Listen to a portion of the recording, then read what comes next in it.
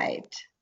Good morning, everyone, and welcome to the Alliance's webinar series, Person-Centered Planning and You, featuring Kathy Carmody from the Institute on Public Policy. Today is December 8th, 2015, and I'm Christine Beck from the Alliance. Just to let you know, this webinar is being recorded, so if you'd like to receive a copy of the recorded webinar, just let me know. Also, if you have any questions, comments, or contributions, we ask that you use the control panel to type those in. If you do not want your question, comment, or contribution read out loud, just let us know that as well, and we will honor that. So just a little bit about the Alliance. We are a network of self-advocacy groups around the state of Illinois. You can see we are as far north as McHenry and Zion, Illinois. We're down south in the Alton and Edwardsville area. We also are in the Chicago area, Rock Island, Jacksonville, Charleston, Champaign, Monticello, Alton, Decatur, Bloomington, Beardstown, Pontiac, and some of our member groups in Chicago are from Alsop, Brookfield, Chicago, Chicago Heights, Homewood, Joliet, and Lisle.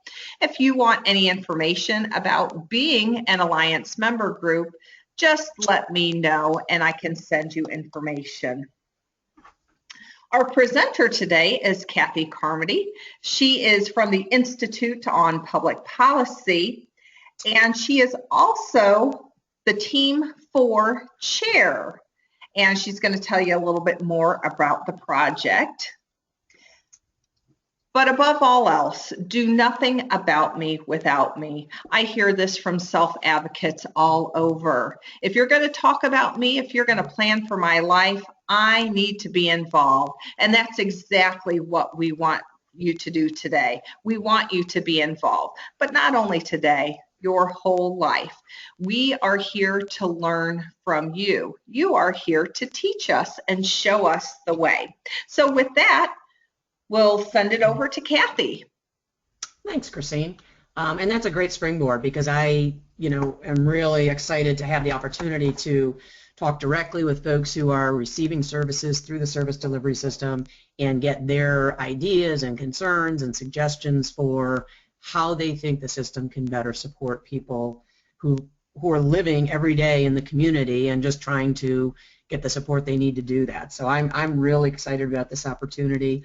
Some of you who are on the call or on the webinar, I should say, may have attended the Speak Up, Speak Out conference, which was a fantastic event. I had the opportunity to join Director Fenton there and get input from people at that venue as well. So it's really, there's definitely a strong interest in assuring that whatever steps we take as Team 4, and I'll tell you about what we're focusing on, but whatever steps we take, that it reflects the wishes and the input and the expectations of people who are receiving services. And one of the things that I say when I work with staff across really the country doing trainings is, I think we all as people who work for community agencies need to think about the people who receive services at the community agencies as our bosses, because really if it weren't for you, then we would not have the jobs that we have, right? And so I try and kind of give people a perspective to say we really need to listen and respond to people kind of in the same way you would your boss. If your boss says, this is what I want you to do today, then you try and do it as well as you can. And that's kind of one of the approaches or the strategies that I ask people to think about who work for community agencies is to kind of view folks from that perspective so that your input really does matter and really is important to us. I'm going to talk, I know some of you have been involved in previous Alliance events where the Life Choices Project was discussed more in depth. We're going to talk a little bit more about Team 4's activities, but I did just want to give kind of an overview of where Team 4 came from and why we're focusing on what we are.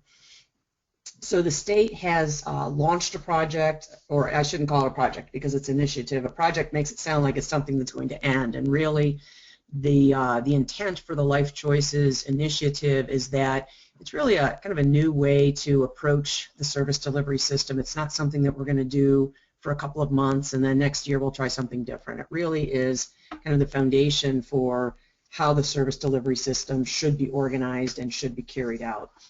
And one of the things I think is good for you to know and is important to understand is that the Division of Developmental Disabilities, which is the state agency that oversees both community agencies and funds community agencies, has come up with 5 outcomes that they agree are the most important things for services for people in the community.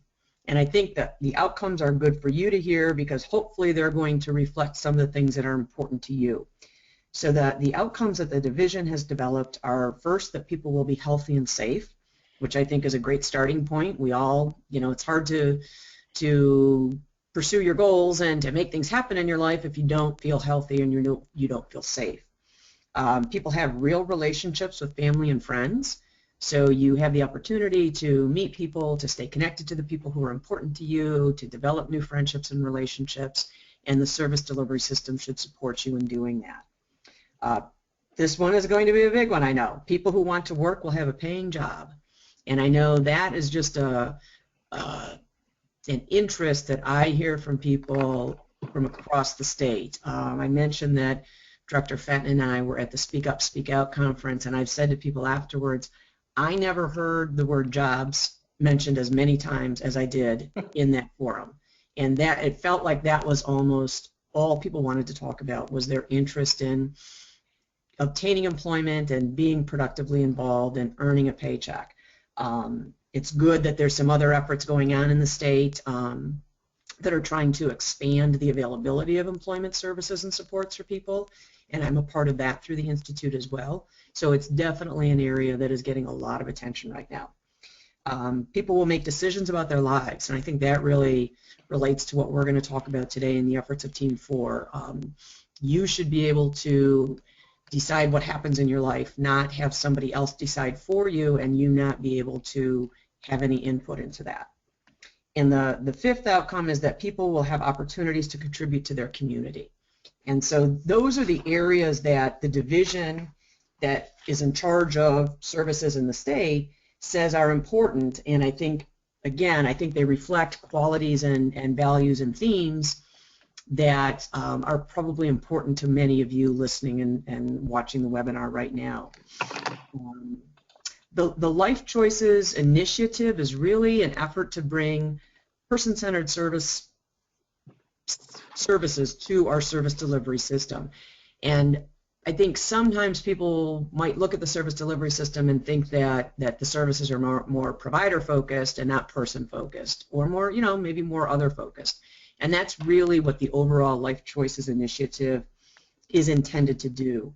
One of the things that I talk about when I talk about person-centeredness is that we talk a lot about person-centered planning, which is important, and we're going to talk about that today, but I think it's more important that we have person-centered practice. And I think, we could create a nice plan that you have input into, but if the folks who are supporting you every day in your life don't value the input that you have and don't really try to support you to carry out that plan, then it's not going to have much impact on you. So when I work with agencies, I really talk more about a person-centered practice approach. And if we all every day came to work and had that kind of an orientation and that perspective for what we do, I think a lot of folks receiving services would feel comfortable and would feel really supported and valued. So there's actually 6 teams to the Life Choices initiative. The 6th team is a little bit about kind of the business side of things, and it doesn't get quite as much attention, so I'm not going to talk too much about that today, but I'm going to go through the teams just briefly, and then, like I said, Team 4 is the team that I'm most involved with, and that's what we're going to focus mostly on today. And Christine, again, you just jump in if anybody asks a question or has a comment that you want to interrupt me on. All right, will do.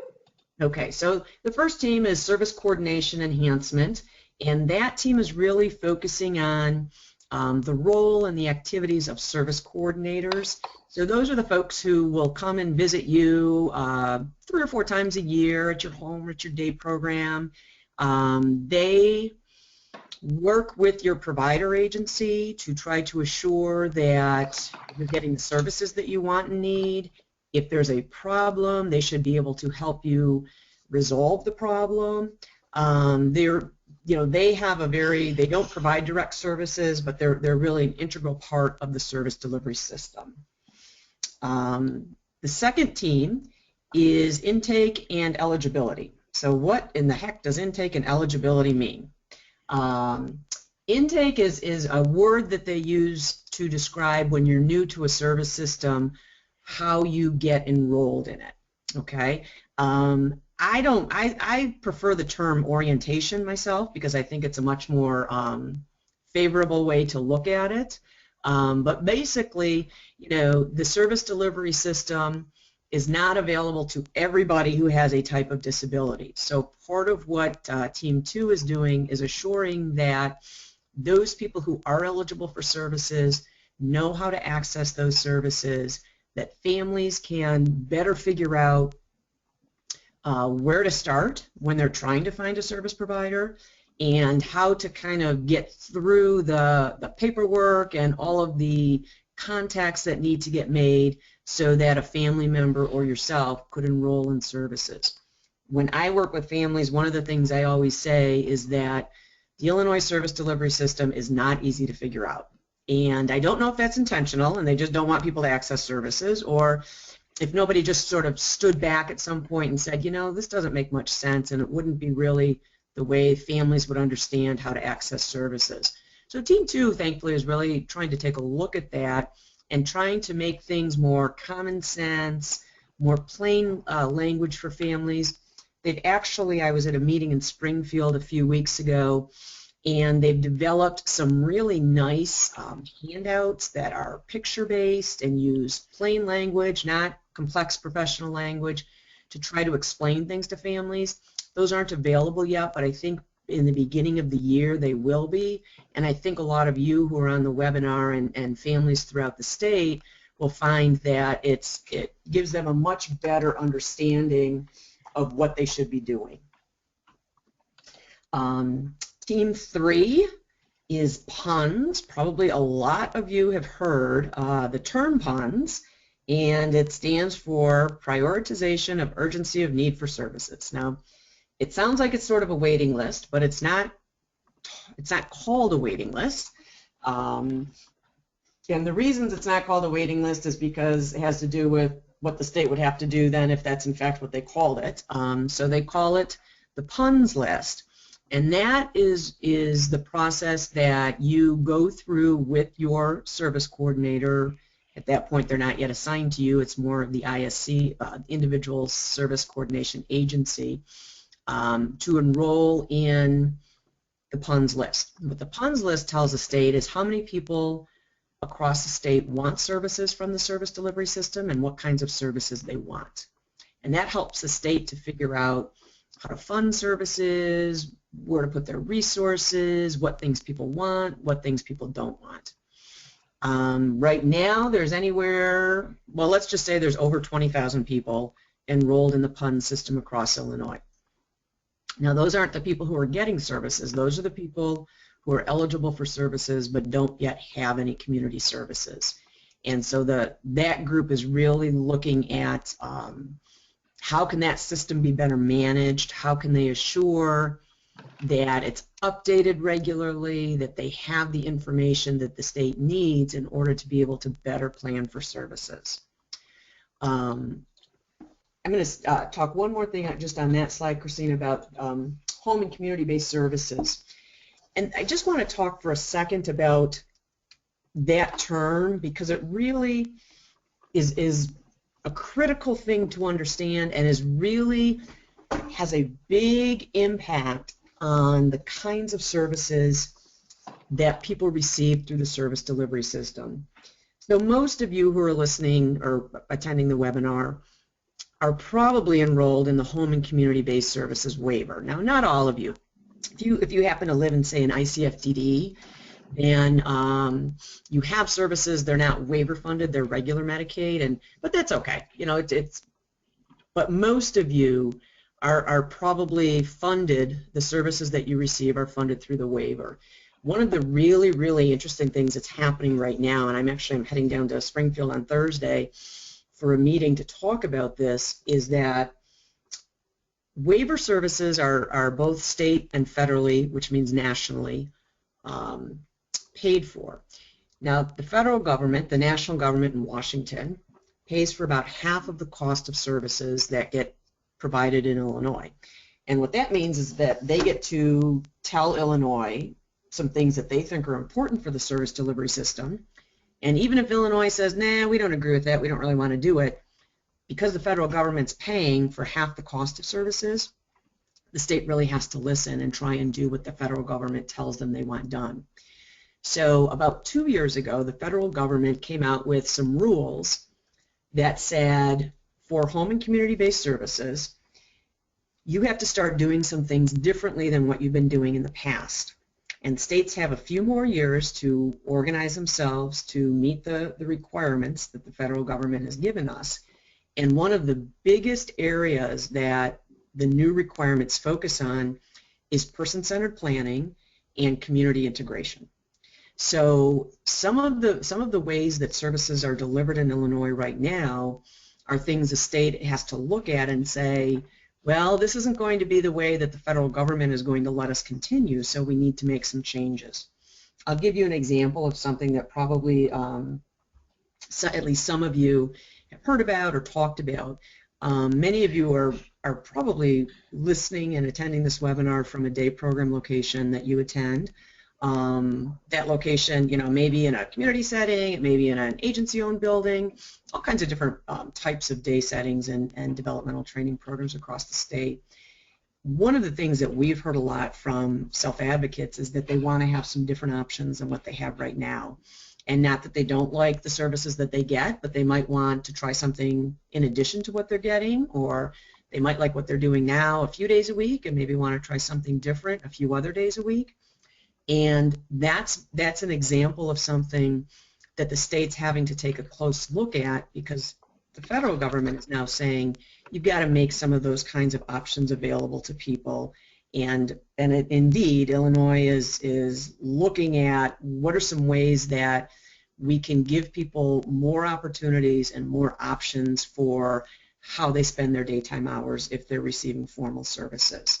And that's all because of the home and community-based waiver system. So it fits in real well with what Team 4 is focused on, and I just wanted to give you that little bit of a background, because it's probably good for us that the federal government is saying to Illinois, you have to do some things different, because it makes it a little more motivating for the state to say, okay, we've really got to focus on this now.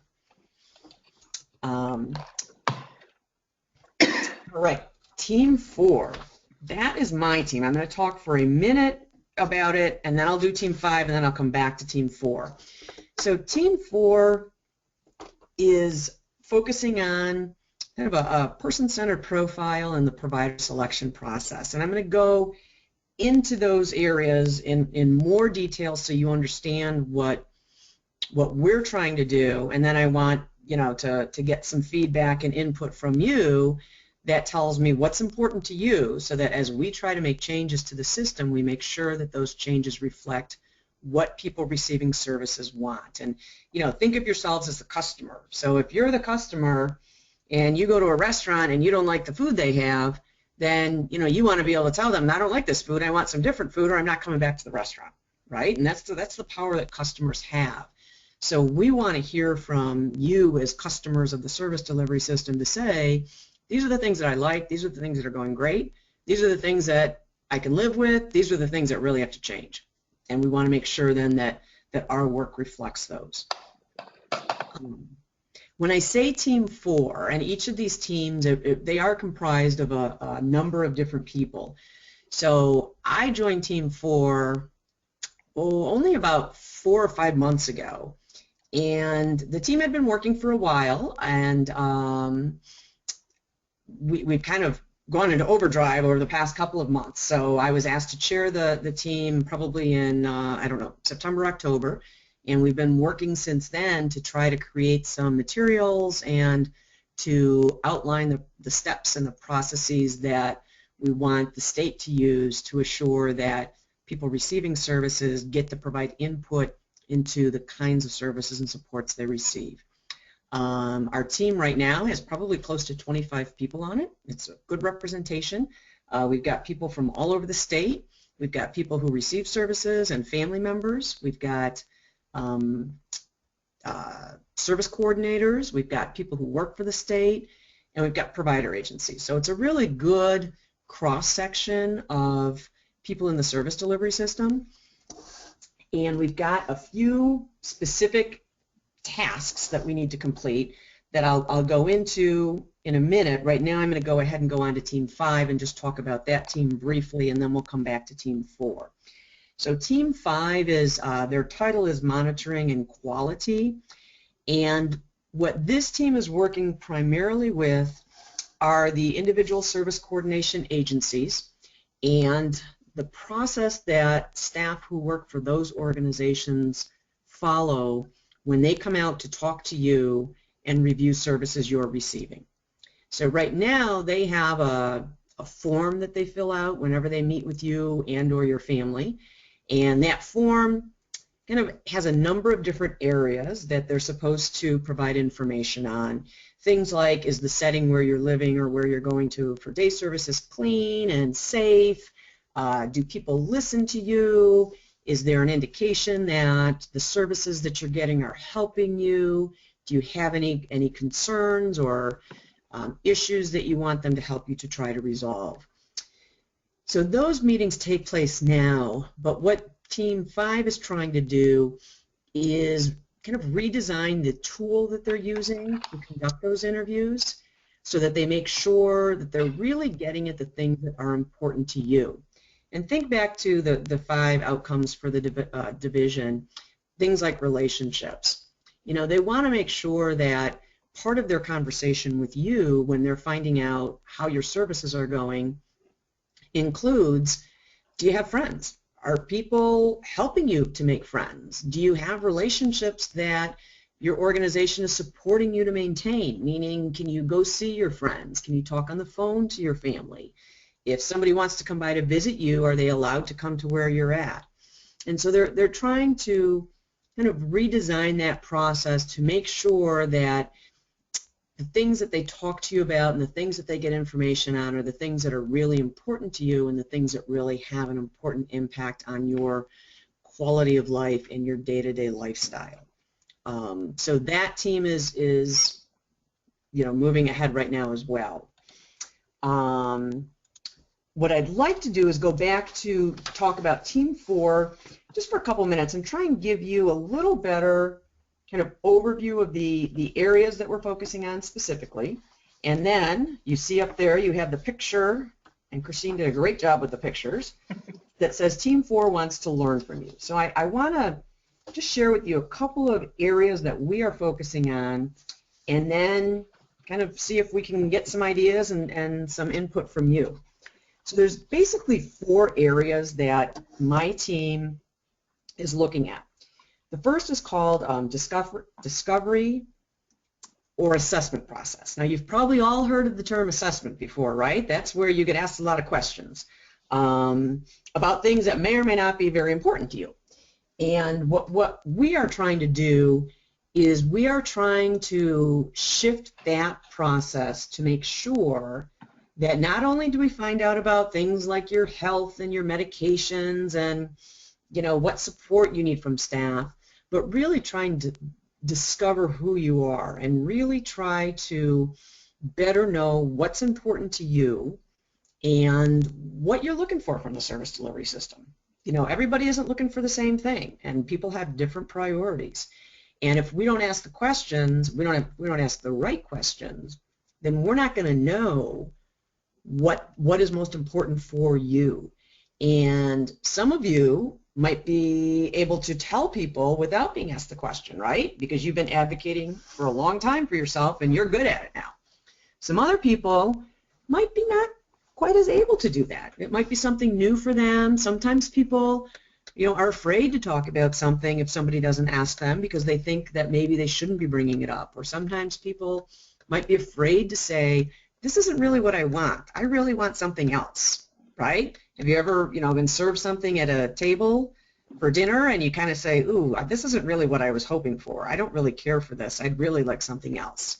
And that's the same thing that we're wanting the discovery process to assure, is that there's an opportunity for you, for your family, if they're, part of your life right now, to be able to share what's really important for you. So that's one area that we are developing a tool, and a tool means a form that people who would collect that information can use to make sure that it's the things that are important. Now, the next area that we're focusing on is what's called a person-centered planning tool. And that's I hope that's a term that many of you are a little more familiar with. Right now, right now you should all have an individual support plan. If you don't, you should talk to somebody at your agency. But everybody should have a plan. That's one of the rules that the system has for services, is that everybody has to have a plan so we know what services you're supposed to be getting. Many times that plan today hasn't been developed with real strong input from you or your family or others who are important to you. And what person-centered planning is really trying to do is say, how can we make sure that we're focusing on what's important to you? Not necessarily what's important, well, not only, I shouldn't say not necessarily, not only what's important for you, like being safe and being healthy, but what's important to you. And what might be important to some of you is you want a job. And I know right now we're not doing a good job in Illinois of focusing on that. I just did a presentation last week and shared some data with the audience that came from a national survey, and it's called the National Core Indicators. That's a survey done directly with people like you who are receiving services in Illinois. And it was really interesting because the survey showed that 88% of you do not have a job. You do not have paid community employment. And nearly 50% of you want a job. So there's a lot of you who want a job, but you're not working. And what it also showed is that 80% of people don't have a goal in their service plan to get a job. So that's a good example of not person-centered planning, right? Because if you want a job, then there should be something in the plan that describes how people are trying to help you to get that job. And that's what we're trying to assure, is that the person-centered plan really reflects the areas that are important to you. So I want to share some of the areas that we're trying to assure the plan is going to be capturing. And hopefully, again, these are areas that are important to you. We want the plan to make sure it shows who are your important relationships with. Who's in your life that is a person who's important to you, and what role do they play? What support do you want to try to keep that relationship strong and growing? What are some of your recreational and personal interests? How do you like to spend your time? What things do you like to do? And then how can we assure that you have the opportunity to do those things? I'll give you a personal example. I love cooking. So that's kind of one of my personal interests. Now, if I was then living in a setting where I wasn't allowed to cook anything, that wouldn't be a very happy lifestyle for me, right? Because that's something I enjoy doing. So we want to make sure we know what people's personal interests are, how they like to spend their free time. What do you need to stay healthy and be safe? Everybody needs different supports, right? And even people who don't have, who aren't being served by the service delivery system need supports to be healthy and safe. So we want to make sure that we know what that means for you, and how can the people who are going to be supporting you best assure that you are able to remain healthy and safe. Employment or a meaningful daytime activity. And those, people might do both. Some people might want a part-time job and do some other things with other folks during the day. Some people might say, yeah, no, I really wouldn't, I don't want to work. Now, I sort of think everybody who's an adult, there should be some effort to work, but we'll put that aside for a minute and just talk about not everybody works 40 hours a week. So even if you do have a job, are there other things that you like doing, you want to learn to do? Maybe you want to go to the library. Maybe you want to go to a gym and work out. Maybe you want to learn to ride public transportation in your community if that's available to you. Maybe you want to learn how to do your own banking. So, what is it you want to do during the day, and how can the people who are supporting you enable you to do that? If you're going to be receiving residential services, what do you want in your home? What kind of lifestyle do you want to live? And I think that's an important kind of perspective to it is, you might have a few roommates, but some people are really active, go-getters. Some people are kind of, nah, I kind of want to just hang out and be a homebody. Some people are really, really neat, right? And some people are kind of messy, and if somebody was always telling them they had to clean up, that might make for a difficult household for them to live in. So really trying to learn, what kind of a lifestyle do you want to lead? What kind of a setting would you like to live in? I'm not so interested in, is it a Scylla or not a Scylla, or is it a 6 or a 4 or a 5?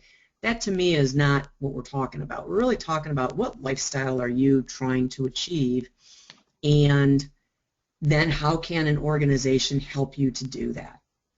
The third piece of Team 4 is the provider selection process, and this is, again, an interesting kind of diversion from how the system works today.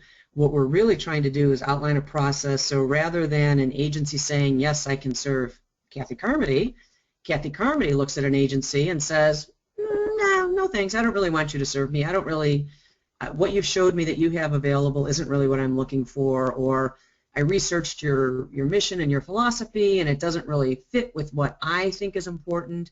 So we're really trying to turn the table so that you as, again, the customers are able to choose an agency that you want to support you.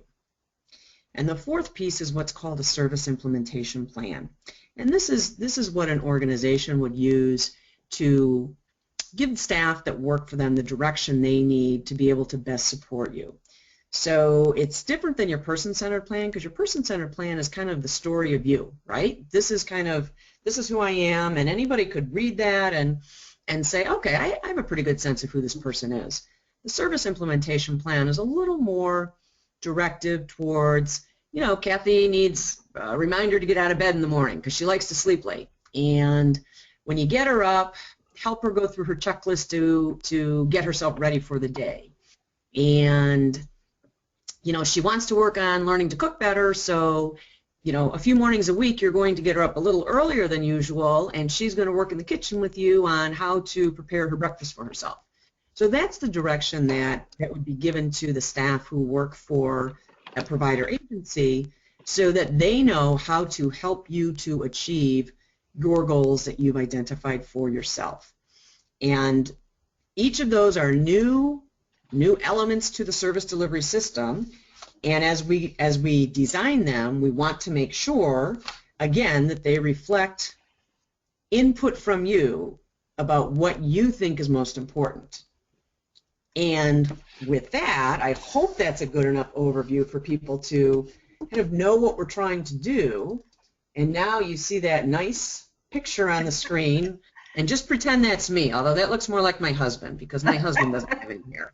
Well, I want to share with you, Kathy, that we've already had some contributions. Angelo's opinion as it relates to, we want to know what you want about relationships. Well, Angelo wants to develop his relationship with Keisha to be able to go further if they choose to get housing together, to have a family, or have more of a normal life, and also to take care of their own banking needs.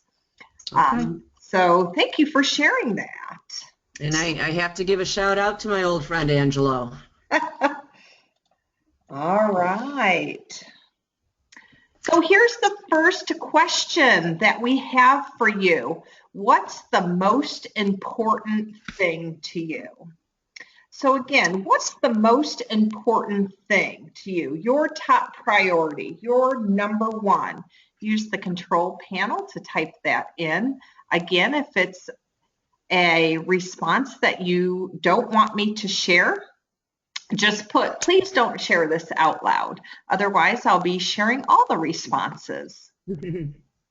Well, and Christine, while people are writing, I'll share with folks just a few that I got from people at the Speak Up, Speak Out conference, because I think they relate to this and it might give some folks some ideas. One person said, I think there should be a job to show you how to do things, to explore things if you don't know how to do them.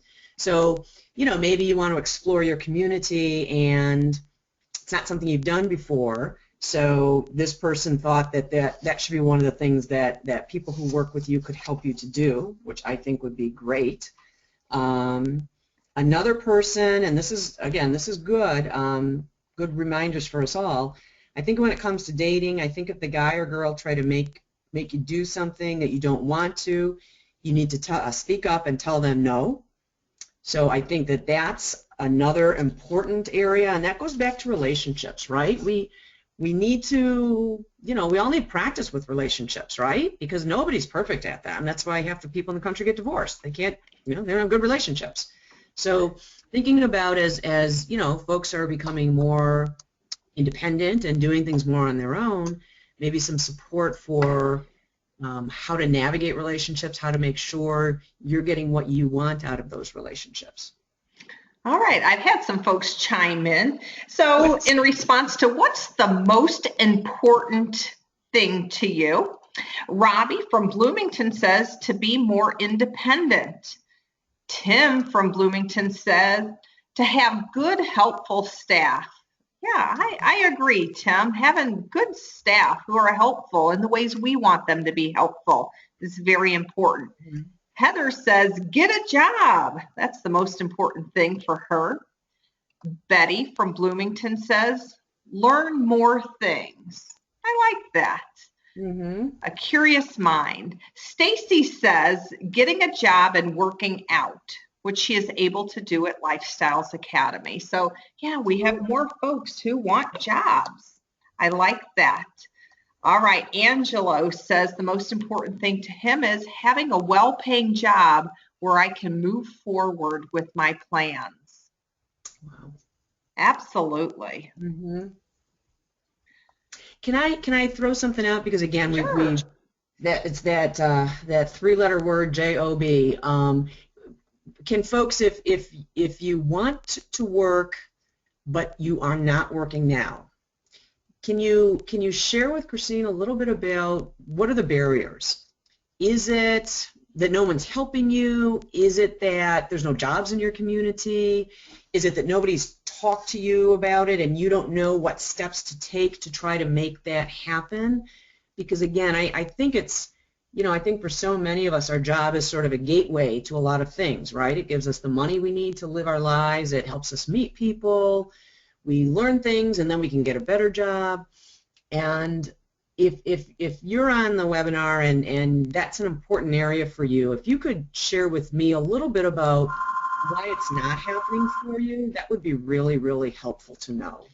All right, and while you're doing that, we have some other of what's the most important thing to you. Michael says, helping out others by volunteering. Cammie says, having good health. And Keisha says, being able to work in the community. Okay. All right. So we're still just waiting another couple of seconds, as Kathy said. If you're someone who's wanting that job, what's stopping you? Where are you stuck? What is the obstacle that's standing in your way? Or maybe there's a couple obstacles that are standing in your way of having that job. So, and going on to the next slide, Christina, again, I'll ask folks to give a little bit of thought in the same way. So, how can, because we talked a little bit about the importance of staff and the roles that they play, and it really is, I think, one of the most important determinants of how satisfied people are with the services and supports they're receiving. I'm interested to know people's experiences when we ask the question, how can others support you to live the life you want? if there's any specific examples or any, you don't name staff people, of course, but that would be helpful to know, not only for this effort, but just for bigger picture training efforts. Do you feel like your staff really listen to you and want to know what type of support you want from them? I'm curious to know if people ask you what they want versus tell you what to do. What suggestions do you have for how we can help staff? Because I think everybody who works in an agency wants to do the best job that they can and wants to support people to grow and become more independent and lead the lives they want. Sometimes when you're sort of in the day-to-day situation, you maybe need to remind yourself of that, and I'm just interested in people's own experiences. All right, and while you ponder that and type that in, back to the previous question, what's the most important thing to you? Cindy said that her work is the most important thing to her. Jasmine says, I think it's important for me to spend time with my friends. Gotta have friends. Someone else said that dating and relationships are the most important thing. And Tony said getting a good paying job and living on her own. Cassie said it's important to her to do her own business, which is shredding. Michael says that learning how to play the guitar is important to him and choosing and doing hobbies that he likes. And then in response to, what's stopping you or where are you stuck in terms of getting that job that you want? Mm-hmm. Robbie said, I cannot get a job because our job classes are always full. Okay. So that's good to know. Mm-hmm. Okay, definitely. All right, so hopefully folks are pondering the question, how can others support you to live the life you want? What can people do to help you live the life you want? We want to know. Mm-hmm. And I'll share some input we got, Christine, earlier. This came via an email, and this is from Bill. I won't say last name, but he answered the questions as follows. They, meaning staff, I assume, they need to know a lot about my personal needs, also my interests and TV preferences. Boy, that's an important one, right? Who likes to watch somebody else's favorite TV show while yours is on and you can't watch it? My diet needs, medications, and how to care for seizures, my religious choices, and more. They need to be a big help to cook, grocery shop, drive, be a friend, that's important, laundry help, and more. They must learn, and they need to know about my diet and my medications. All right, thanks to Bill for sending those in. He wasn't able to be on the webinar today, but he wanted everybody to know what was important to him and what he would have shared had he been on. Mm-hmm. Cammie said staff should listen in on how you want things done. I agree. We know that staff know they need to help us, but how you'd like that help. That's really important. And Tim said, in response to how can others support you in living the life you want? Help us go out and do more activities in the community. Wow. And Angelo said, be more patient and getting answers from the people who support you. So when we ask them questions, we'd like to have some answers. Mm-hmm. Robbie said, listen to us when we need to talk. Important information for us to know. Thank you. Mm-hmm. Good. I'll read another one that's, I think, somewhat related to this, if that's okay, Christine, just because sure. I think it talks about, it talks a little bit about how this person is feeling, and it sounds like some of how they're feeling is because of how other people are treating her. So this is from Jessica, and Jessica may be on the call, I'm not sure, but she shared some thoughts via an email. And she said, I am tired of feeling anxious. I am tired of sleepless nights. I am tired of feeling that when I ask for things that people think I am a princess. That tells me that what she's saying is that staff are not responding to her very well when she says, I need support, right? And our jobs are there to support people, and she's saying I need support, and it sounds like they're making her feel badly when she says that. She says, I just want to live a good life. I am tired of people deciding when I do and don't need help. I am tired of feeling like my family can't help me when I want them to. My family is very important to me as well as my friends. I'm tired of not being able to tell my past, I assume that's her past staff, how I want my house. This is my house. I am tired of sometimes not knowing who is going to help me or just showing up without me knowing. I am tired of some people using my things without asking me first. I'm tired of not being able to follow my dreams. I am tired of not being able to trust people or other people not trusting me. I am tired of people telling me to express my feelings and then get in, I think it's trouble for doing so. I hope things get better soon. So it sounds like Jessica, sounds like folks are not relating very well with her, right? That's not what we would want to be hearing. And what the folks at Lifestyle Academy shared sounds like she wants more respect from staff. Mm-hmm. And then in terms of the question, how can others support you to live the life you want? Lifestyle Academy members say to go out in the community more.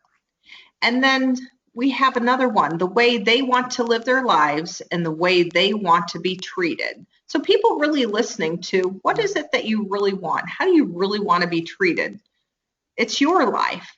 Livingston County Advocates in Action strongly agreed that we need staff to remember to ask us how we'd like things to be done. Okay, good. That's a good comment. Yeah, we're hearing that a lot. Yeah. And Angelo says that's how he feels about it, relating back to the way they want to live their lives and the way they want to be treated. So we want people to allow us to live our lives the way we want to live them. Mm-hmm. So thank you. Let's see what our next question for folks is. What do staff who work with you need to learn to do better? So we know that we need staff to support us, but what do they need to know in order to do the work a little bit better? And Christine, while people are writing, I'll just kind of chime in that, hopefully this is an area where with a well-informed, person-centered plan, staff are going to know you better. And maybe it's a new person who doesn't really know folks too well yet.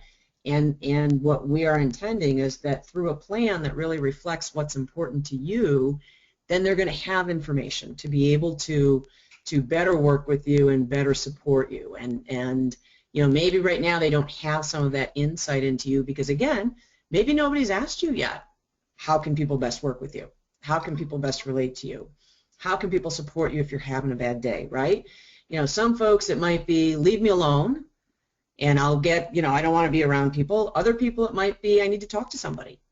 Other people it might be go out for a walk with me. When I get outside and I get some exercise and fresh air, it helps make me feel better. So trying to really be better informed about what's important to each person who's receiving services. Well, I think there's a theme here, not only with what you just shared, Kathy, but what people are chiming in. Angelo said, listen. Livingston County Advocates in Action said, listen to our suggestions. Robbie from Bloomington said, listen to us and not try to control us. Mm-hmm. And we also have be compassionate and be able to empathize. Yeah. So again, that theme is listening. Really hear us. Try to understand us. Listen with the intent to understand. Good. And I did have from one of the previous questions, Lifestyles Academy wants to keep making healthy recipes and cooking. That's something that's important to them. Oh, they share my interest in cooking then. There you go. Tim from Bloomington said, help us understand how I am feeling and why. Then help us come up with the solution. So that has to do more with listening. Thank you, Tim. And Lifestyle Academy members want others to know that they can make recipes that they like, and staff make sure that everyone gets food that they can eat based on their dietary needs. So that's something that is important. You know, and one of the things I want to throw out there, Christine, and if people have any comments on this, they can make them. When I hear that theme of, slow down and listen to me, what comes to my mind is I wonder if our staff who are supporting people feel so busy and so pressured to do 1,000 things, probably most of which we tell them to do, and probably a lot of it involves paperwork, right? That doesn't have any real impact on people. I wonder two things. I wonder if our staff are just feeling so pressured to get things done that they don't really have the focus where it should be. And the other aspect of that I fear may be going on is that so many agencies are challenged right now to fill all their staff positions. And I'm concerned when I hear that what that might be caused by in some cases is we want to have 2 staff working in a situation and we only have 1, right? Mm-hmm. And then the one person feels like they have so much that they need to do that to sit and really listen and converse with people, they feel like I don't have time to do that. And I'm not making an excuse. I'm asking if folks think that those might be factors, because if those are factors, we need to know about that, and we need to figure out how we overcome those. Yes. So another thing that folks want us to know is remember our goals and help us succeed. And hopefully those goals are ones that self-advocates got to choose, as things that are important to them. Cammie said, I know staff are watching us, but they should listen to us. We know our bodies. Cammie, I agree. No one knows you better than yourself. No one knows you better than yourself. And Betty said, I feel that is true about our staff.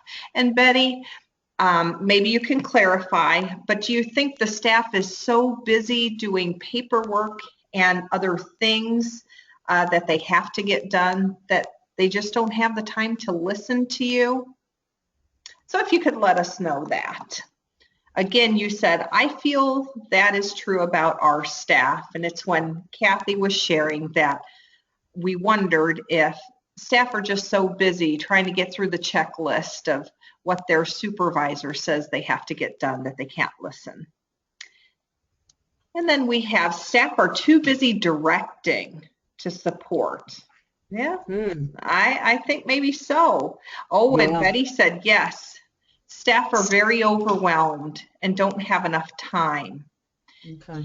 And we also have staff must know that people are the priority. Right. Yes. Thank you for that. Sometimes I think we know that, but we need to hear it again and again and again until we make that change. Yeah. All right. And we have one more question.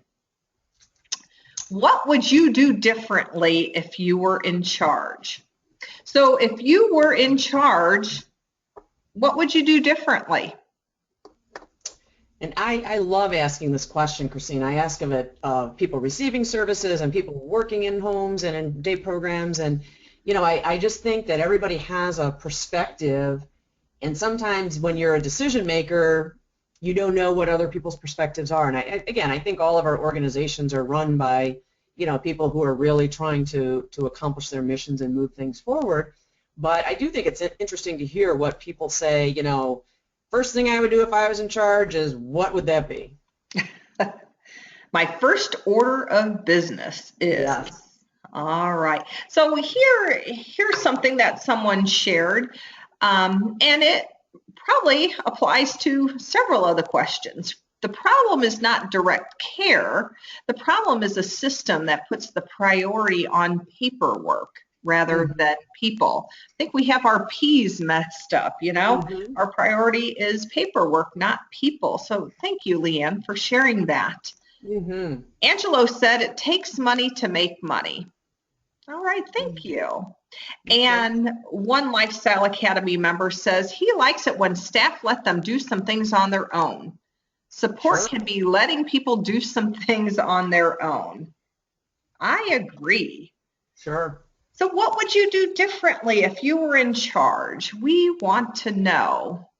If you woke up tomorrow morning and someone said, guess what? You're in charge. It's going to go your way. What would you do? Tim from Bloomington said, be a good, helpful service person. Thanks, Tim. That's what you'd do differently if you were in charge. We appreciate you sharing that. Definitely. Anybody else want to share? What would you do differently if you were in charge? All right, now they're rolling in. Robbie from Bloomington said, not control people. Thank you. And I'm sorry that you are experiencing that. Keisha said to be more independent. That's what she'd do differently if she were in charge. Good. She'd be more independent. All right, anybody else? Whoa, Cammie said, have more time for us. That's what she'd do differently. All right. Someone said, we'd pay staff more. That came from Livingston County Advocates in Action. So give yourselves a big cheer and a shout out. You said, we'd pay staff more. Yeah, it's a lot of work, right? And people are working hard and they deserve the money, that's for sure. Right, absolutely. Let's see, have a couple more. All right, Betty from Bloomington. Here's a little cooking thing for you, Kathy. Less pepper in my food. Oh, look at that. I mean, that shouldn't take you being in charge to make that happen. That should be able to just tell somebody and that should be able to happen. Wow. Less pepper. And from Livingston County Advocates in Action, we would plan more activities out in the community. And then we have another one, more training on professionalism and work ethics. Okay. That's and helpful. Then we have a comment that says unbelievable. And I think that might relating to the pepper in the food. Certainly, everybody has a different palate. So yeah, maybe letting people pepper their own food would be good. I like that. All right. So as we are closing out, Kathy, can you go through some of these strategies for self-advocates? Yeah, I can, Christine. And you know, I know that there's a lot of you who are attending the webinar are involved in groups and within your organization or within your communities. I think if you don't have a group, you know, find some peers that have similar interests to you. And the first thing I put down, and it might sound like not where you think you'd start, but I talk about what's going well. We always focus on, you know, what we don't like and what's not happening, and what we often don't give attention to is what is going well right now and how can we devote more resources to that. You know, and you can share that with your service provider. You know, I heard people talking about wanting to go out and do more things in the community. You know, rather than we want to go out and do more, we like it when we get to do this. How can we do more of this? You know, maybe you're going out once a week right now, and so think about what is going well, or maybe there is a particular person that works with you who does take the time to listen and focus on you. Identify what things are going well so that we can try to increase and expand that, okay? And you know, you can take that to your service provider and say, instead of just we don't like this, this is something we really like. And this is something we want you to know that you can't take away, and we want to try and make it better, make it bigger, make it happen more often. And I think the other piece that kind of brings to the conversation is just it's you know, it gives you a little more positive of a view. You know, there are some things that presumably you like right now, you don't want them to change. What are those? Maybe, you know, every Friday night you have pizza at your house. You know, if that's something you really like, make sure that people know, hey, this is important to us and we don't want to lose this. We'd like to add Taco Tuesday to that, you know, and try and build on some things that are going well. It's usually more successful to build on something that's already started and going well than to start from scratch. But then the second item is what isn't going so well in your life right now. You know, what supports would help to improve this? We talked about a lot of folks wanting jobs, and you guys had some really concrete suggestions for things you would like to have happen so that that can become a reality for you. One of the gentlemen, I don't remember his name, talked about there was a jobs class that was too full and he couldn't get into. Well, maybe that's something you take to your service provider and say, look, this is an activity you're doing that's great. People like it, and they like it so much that there's a waiting list. How can we replicate it? How can we offer 2 classes instead of just 1 so that everybody who wants to be a part of that is able to join in and participate? And I think, you know, coming up with some concrete things that you would like to see done differently and taking those forward to people, it's what we call more actionable. What that means is that it gives people very specific information, and they can create an action plan for how they're going to make that happen. The next slide talks about a few more strategies, and this one I think is something for you all to talk about, because what we're hoping with Team 4 is that the planning process and the meeting processes are going to change, and I would be interested in hearing from people. You know, you guys can talk with your groups, and maybe you can send me some information. Do people like attending their planning meetings? I think right now a lot of people feel like their planning meeting isn't really about them, or it maybe focuses on some things that aren't really their priorities, or maybe some things that aren't going as well for the person. And I guess if I was going into a meeting, you know, think about if you were going into a meeting with your boss, and you knew that your boss thought you weren't doing a very good job, and your boss thinks you need to spend your time doing things that you don't think are important to you. I'm not sure I would want to go into that meeting, right? I'm not going to feel really uplifted, and I'm not really probably feeling optimistic and enthusiastic. And so we really, you know, want to know what people's experience is now. Do you feel like people are listening to you? And how could these meetings be more helpful and comfortable for you? Maybe you don't like the location. Maybe you don't like the time it's at. Maybe you want to be able to talk and you want to start out the meeting. You know, what are some things that would make you feel more a part of the process of planning for you and your future? And then this is more a personalized item, but I think it's a good thing for everybody to kind of to know for themselves, is if you could change one thing in your life right now, what would it be? And what that gives us insight into is kind of what is your priority? Because you might have a list of 5 things you wish were different in your life, but they may not all be things that are as equally important or all things that you want to focus on right now. And I think if each person knew for themselves, if you could change one thing in your life right now, what would it be? And if then when you are talking to the people who are supporting you, they need to know what that is, right? What is that one thing that is really the most important? For some people, it might be your health. Somebody might have a health condition that they say, you know what, I have got to get this under control, or I've got to follow my doctor's orders so that I really can be healthy. Someone else, it might be a job, it might be a relationship, it might be where you live. But for each person, and I'm not saying you can only focus on one thing, what I'm suggesting is that for the people supporting you, it's helpful for them to know, what is that one deal breaker in your life?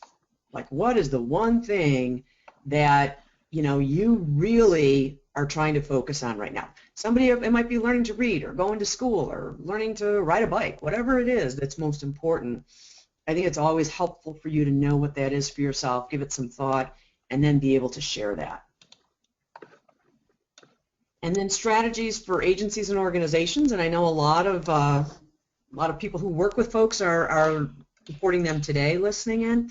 This is one of the things that I always like to suggest people do, and I've used this before in some training activities, is review some of the plans for people that you're working with right now. And does it really tell you who the person is? And what I always, again, I go back to the idea of a story. A person-centered plan should really tell you the story of the person. And what I think a lot of plans that we have right now for people don't really tell, well, they might tell a story, they don't tell the story. They tell a story of what the person cannot do, what problem behaviors a person might have, what health conditions they have, what they've done in the past, what their diagnosis is. They tell you things, but not really about what's most important to the person. And so, thinking about person-centered planning and it being a more fuller perspective and more about who the person really is, I think that's a helpful step to take to say, yeah, we really don't know enough about the people that we're supporting to be able to really help them achieve that one thing that's most important to them. And then another thing is look at the goals in the ISP. Are they reflective of traditional, quote unquote, active treatment training areas, or are they reflective of true person-focused supports? And the service delivery system should support people to learn new things. That's definitely one of the purposes of it. But unfortunately, in some cases, we've made that the only thing we try and have services do is constantly teach people to do new things. And I say if my life consisted of me always having to focus on what I can't do and what I don't know how to do and what I'm not good at doing and what I've tried to learn to do but can't, and if every day I woke up and that's what I knew I was going to be focusing on, I don't think I'd be very happy. Again, what do you want to learn that's important to you? Well, now I'm talking to the agencies. Talk to people about what people themselves want to learn. Most people want to learn some new things. It may not be the things that we're focusing on in their plans. And we're really trying to shift from this notion that if somebody can't do something, it's a deficit and they have to learn to do it, to if somebody can't do something, it's an area where they need support. And that's why they're receiving services. And an agency should support people. And in some cases, that might be helping them to learn to do it. And in other cases, it might just be supporting them so they can do it as quickly and get through it and move on to something that's more important for them. Absolutely. So while you were sharing about those implications for self-advocates and for agencies, we did have some more comments come in. And in response to the question of what would you do if you were in charge, we do more role playing. So, I think that'd be really exciting if we could role play with staff and maybe have them switch, jobs, and they could kind of get a feel for what it might be like to be a self-advocate. Let's see, Lifestyles Academy said we'd have more time for socializing. We'd go out to eat. We'd also have more alternative exercising like yoga and Zumba. Fun. Tim from Robbie, Betty, and Tim from Bloomington shared, we have a choir that goes out and sings in the community. Fantastic. Lifestyles Academy members like doing the shopping for the cooking program. They like to use the shopping skills that they learn by applying them in the community activities. Awesome. Robbie from Bloomington, when you asked a question about the staffing or the planning meeting, Robbie said, I like attending my planning meeting. They split up the time between me and my needs and other business things well. So Robbie feels like there's some good balance there for him. Definitely. And then Lifestyle Academy members say that having a pre-planning meeting before the ISP meeting or individual service plan meeting would really help them in preparing for the ISP meeting and help them to be more comfortable for the larger meeting. So kind of a meeting before the meeting. I like that. Great suggestion. All right. Any other comments, questions, or considerations? Again, you have opportunities to talk about some of these questions amongst yourselves or with your agencies. You can certainly email me the responses to those questions. I will pass them along to Kathy, or you can email Kathy directly. Mm-hmm. All right. I'm not seeing any further questions, comments, or considerations come in. So with that, I will just share the Alliance contact information. You can see Megan Norland's email address, Tara Wicke, myself, Christine Beck, and Leanne Roth. Our website is selfadvocacyalliance.org, and you can find us and like us on Facebook. We have, let's see, a little last question here. Please send the link to view the webinar again for other people who couldn't view it today. Thanks for that reminder, Mike. I will do just that. I will have that on our Facebook page, so if folks were able to be on the webinar today, or maybe they were and they want to relive it all again because it was so fabulous, they'll be able to do that. All right, Kathy, any last words before we all end for the day? Well, first I want to thank definitely you and the Alliance for organizing this opportunity because it really has given me access to a much broader group of people throughout the state than I would have been able to do on my own. So I definitely appreciate it. And I have to say, Christine, you have the most professional voice. You should do this for a living.